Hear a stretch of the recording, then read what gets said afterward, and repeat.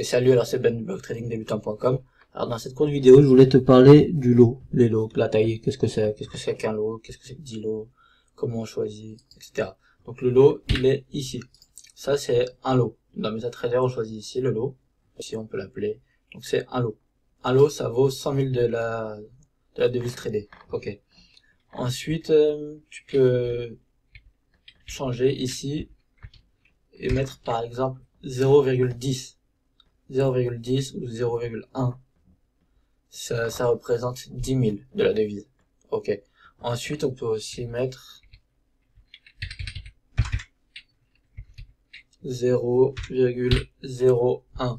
Ça représente 1000. D'accord. Alors, quand on parle de 0,01 lot, c'est un micro lot. 0,10, c'est un mini lot. Et 1, c'est un lot. Voilà.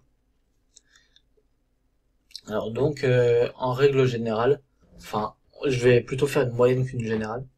C'est que en moyenne, quand tu trades avec un lot, chaque pips représente 10 de la devise de ton compte.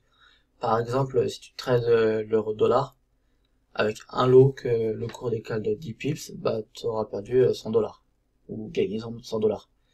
Après je dis que c'est une moyenne parce que suivant les paires, par exemple, je sais pas, peut-être que si tu trades sur le yen, peut-être que ce sera 8, si tu trades sur le GBP USD, ce sera peut-être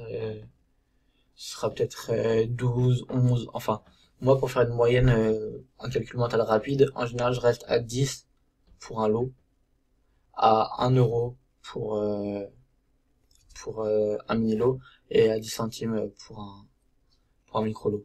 Ça c'est un calcul très rapide quand t'es pas à quelques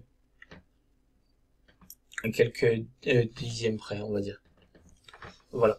Ensuite, du coup, comment est-ce qu'on choisit Ah, aussi, je tiens à préciser que je crois que sur ProRealTime, ils te mettent automatiquement combien représente exactement suivant la devise sur laquelle tu trades. Après aussi, il y a des extensions pour MetaTrader qui doivent le faire. La dernière fois, j'en avais une que je me sers pas parce que ça me va très bien de faire le calcul de tête, même si c'est pas très précis, c'est pas grave. Et aussi, tu peux vérifier ça sur certains sites, peut-être sur Investing, ils ont pas mal de tools. Ou alors, ça se trouvera sur internet. Ok. Ensuite, du coup, comment est-ce qu'on va choisir quelle taille on va utiliser, par exemple? Alors, bon, pour ça, j'ai un fichier Excel que je me suis fait. Je le partagerai un de ces jours sur Facebook, sûrement. Bah, d'ailleurs, si tu veux pouvoir le récupérer, je te conseille de t'inscrire à la chaîne Facebook. À la chaîne Facebook, ouais, d'accord.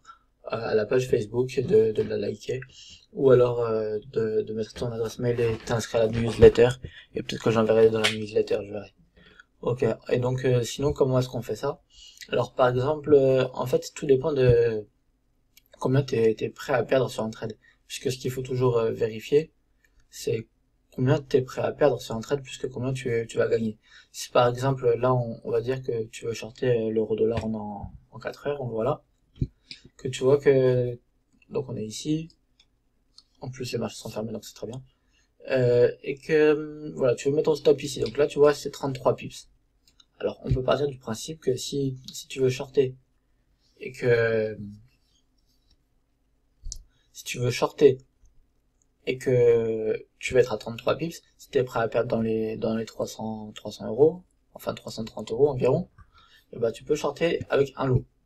Si t'es prêt à perdre, je sais pas, 150 euros, tu vas utiliser 5 mini lots. Donc 0,5 comme ça. Si t'es un peu plus modeste que tu trades avec un petit compte, que tu veux perdre moins de 4 euros par exemple, bah, tu vas trader avec avec un micro lot. Et donc comme ça, tu seras peut-être à 3,50 de perte max. Après, là, on va pas parler des gains, mais ce sera pareil, mais dans l'autre sens. Si ton objectif, il est ici, par exemple, tu es à 75, et bah, tu auras un potentiel d'environ 7,50 de gains. Et voilà. Après, ça, c'est avec MetaTrader. Le problème, c'est que beaucoup de brokers, ils font des choses différentes. Par exemple, avec ProRealTime, je crois que tu choisis par 1000, 10 000, 100 000, avec il y a d'autres brokers qui t'autorisent pas à faire les micro-lots. Donc par exemple, s'ils te disent 1, et ben en fait ça représentera un mini-lot. Si te... Enfin, c'est assez variable en fait, donc faut voir par rapport à ton broker, mais la règle, c'est comme ça. C'est un lot, ça vaut 100 000, un mini ça vaut 10 000, et un micro ça vaut 1000. Et voilà. Bon, c'est tout ce que j'avais à dire dans cette vidéo qui est assez courte, mais c'était juste parce on m'a posé la question sur Facebook. J'avais déjà répondu, mais comme ça peut servir avec les images.